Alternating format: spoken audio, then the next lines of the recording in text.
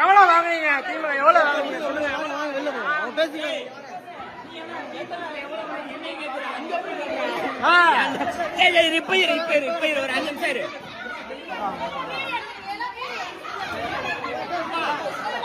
ஒரு 5 நிமிஷம் எவ்வளவு சார் வாங்குனீங்க? கல்யாணத்துல இருந்து நடக்குது சார். என்ன சார் பண்றீங்க? சந்தேக போட்டு சட்டம் போட்டுருக்காங்க சார்.